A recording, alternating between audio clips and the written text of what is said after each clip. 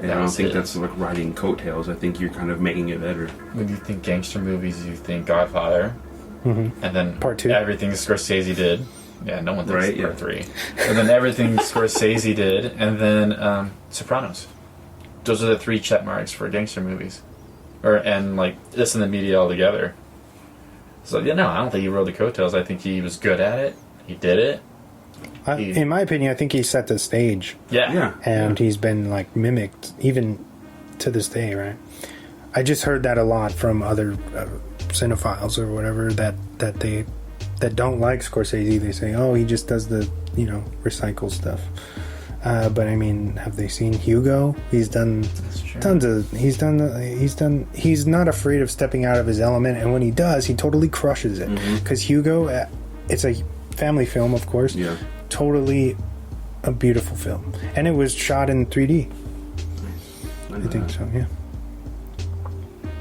No, Scorsese's one of the true American auteurs.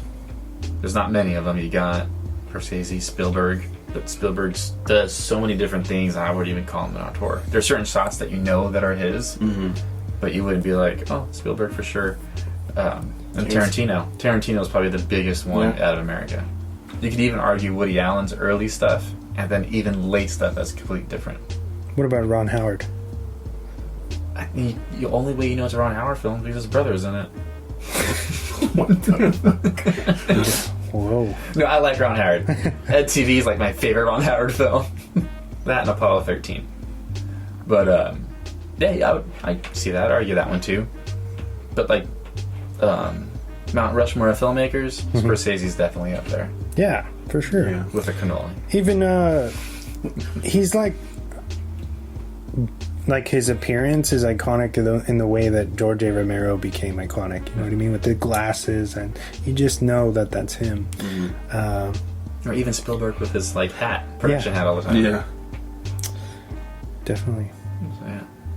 But then again, I'm not sure if we're saying that because we saw Spielberg as a cartoon on Animaniacs. That's true. Yeah. So we've been inundated with what Spielberg looks like our whole life. Yeah. And Tiny Toons. Yeah, that's true. Animaniacs is coming back, right? Yep. On Hulu. Pretty nuts. But I'm for it. I'm for that. Speaking of, have you guys seen his documentary on HBO, the Spielberg one? Yes. I actually watched it. Amazing. It's great. Yes. So it's long, but it's worth it. So worth it. Or just one? I love that bit on the where they talk about how people were offended that he did The Color Purple. Yeah. They're like, no, he's like, his style is too clean to do something like this, and it looks like crisp and like nice, but the how do you say, like the material is dark and weird for what he was shooting. But yeah. He's taking a lot of shit. He's so successful. Like, you think of him as his master in filmmaking, but he's taking a lot of shit. A lot of backlash. Yeah. And then his what director hasn't, Oh, there's a few. Coppola. Just hand it to him. I'm just kidding. Oh, you don't like this Apocalypse Now? The documentary's better. I think that's pretty much well known. But no, I mean, I was talking more so of how successful Spielberg is. How everyone knows. Well, yeah, like when they reference the director, like, oh, well, he's no Spielberg.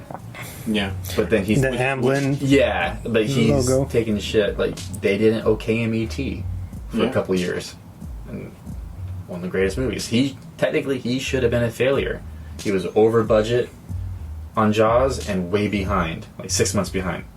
There's an interview with Richard Dreyfuss talking shit about Spielberg. He's like, this young director doesn't know what the fuck he's doing. Dreyfuss said all that crap about him, and yet he still worked with him again in Close Encounters of the... that's not in the documentary now. I think it's in the Jaws documentary, though. Oh, nice. But then Close Encounters, he said these amazing hits. So I'm like, where he's like a household name, for sure. He did Jurassic Park and Schindler's List in the same year. What do you think of Ready Player One? I read the book. Loved the book. Mm-hmm. You just answered my question. I gave I gave this one a little more leeway because Ernest Cline wrote the screenplay, and he's also the author of the book. So I'm like, all right, as long as it has the creator's name on it, I'll be more open to it. And it makes sense why they changed what they did, because to watch someone go through a Dungeons and Dragons catalog and look through a map, way more interesting to read than to see.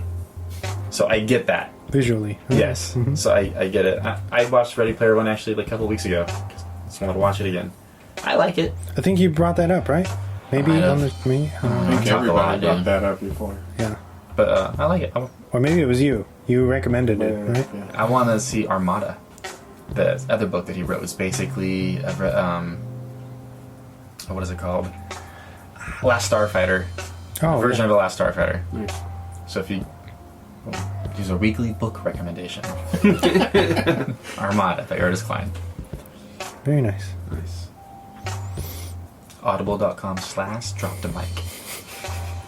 Promo code. 10% off your next purchase. Just kidding, don't do that.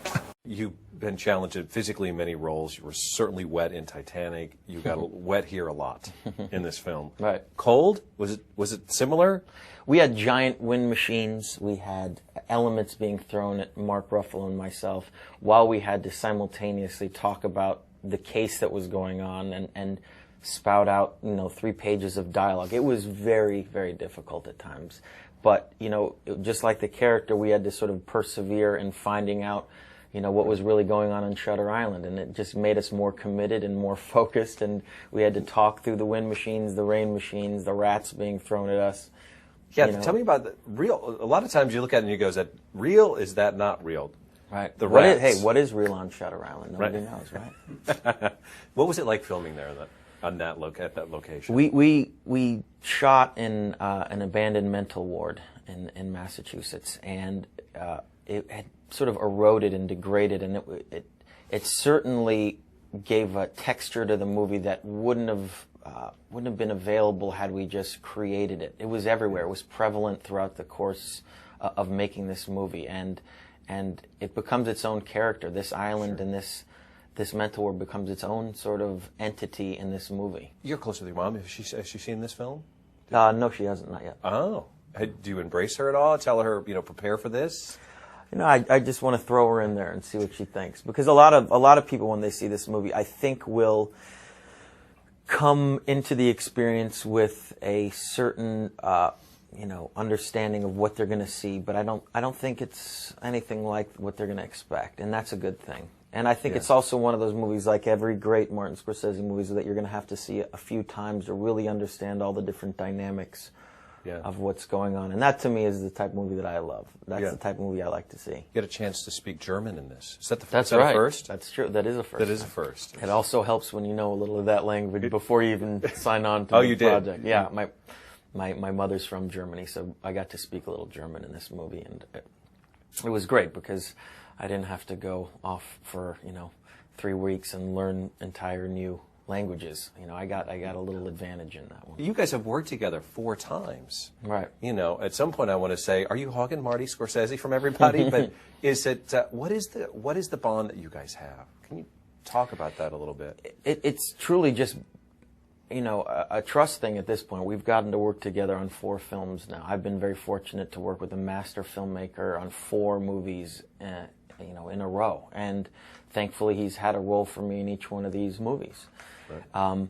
But we do have similar tastes. We definitely know what we don't like to do. And by knowing what we don't like, we're able to explore what we do want to do on screen. And we also, I think, I can certainly say we're both equally committed to making the best possible movie we can make, and we know that about each other. We know there's sort of no place we won't go or nothing we won't do to try to make an unforgettable movie. So on a very lighthearted note, these lists come out, most sexy and most whatever. Oh, I see. You find yourself on all these lists and whatnot. Mm-hmm. Is it kind of an honor? You look at it and you go, well, thank you very much, or you just go, yeah, it is an honor. It's cool. Who wouldn't like that kind of thing? Spinning off of that, I really liked. We didn't talk about the World War II stuff. That's true. Yeah. Then they go back.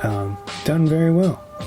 The shot in Dachau, when they basically annihilate all those Nazis, and it's like the tracking shot. Yeah. From left to right. Amazing. I think that I watched it, and you see one of the Nazis die, but they're laughing. Really? Like when the extra falls down, and he has like a little smile, because they're all like falling all over each other. I'm sure. Iconic though. my God. You gotta watch it right at the end. Yeah. And this guy fell and he's facing the camera. He's facing this way. I love that when extras like- ruin a shot. I'm dead. Yeah. I'm a dead Nazi. I'm a dead Nazi, yeah. It's like, hi, Mom.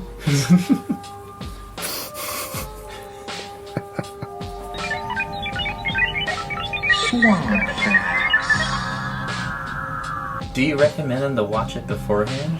I mean, I guess because of all the spoilers we say. What do you? Your listeners. Oh yeah. Movies, you always recommend.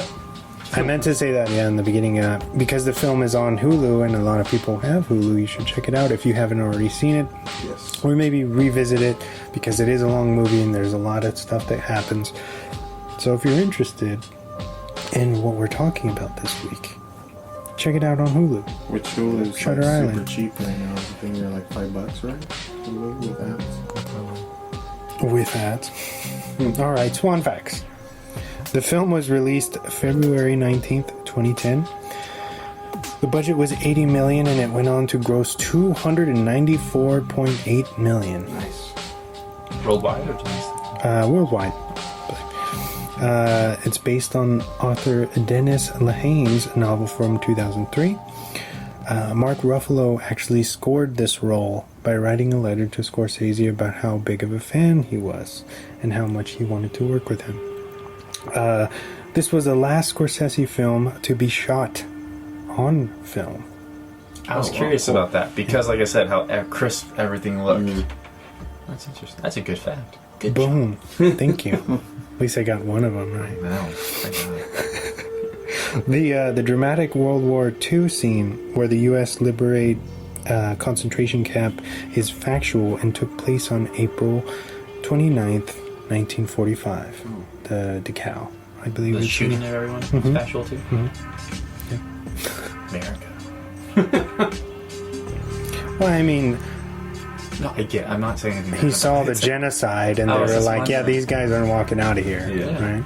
I'm surprised that didn't happen at every camp. Right? No, I really am. Like that's to see that and not to like Yeah. have that urge. Automatically, Yeah. hate, want to just end these people's People. lives. Yeah. So that's crazy. This is the only Leo/Scorsese picture that wasn't nominated for an Oscar. The working title for the film was actually Ashcliff, the name of the asylum most of the film takes place in. This was shot in 4 months. Scorsese has said that he wanted to make a film similar to what scared him as a kid, which is pretty interesting. And falls in line with the noir and stuff. Yeah, I would say Leo has visions of his deceased wife in this film and Chris Nolan's Inception. So there's parallels there. When he walked into the lake house, I immediately thought of. I was going to bring that up, but Yeah. I didn't think anyone spoke like that. That's funny. That's my first thought. Like, spin the top! Spin the top! Yeah. And that's my Swan Facts That's cool. for the week. They missed the Michelle Williams one with her dead kids. Nice. Her kids die in Manchester by the Sea, just in case you don't know. People out there listening. Dang, just burning. That's also that's on That's in Prime. the beginning of the movie. That's on Prime, and no, it's not. Yeah. No, because you go through until his brother dies. You don't really know It's the why. first third. That's a hell of a jump there, but It's the okay. first third. It's in the beginning, 30 minutes. Manchester by the Sea. It's on Prime right now. Check it out. Yeah. Courtesy of Chris. Yeah, no, it's a good one. The first like streaming movie to win an Oscar. Amazon owned it. Oh. They bought it and produced it. What I was saying earlier, I went to. I can say it now because I had to sign like a. Was it NDA. NDA. Yeah, but I went to see it before it came out. Oh, nice. And it ended up being like a year before it came out, I think. Manchester by the Sea? Yeah. Oh, wow. Yeah, and it was stunning. I went on a whim.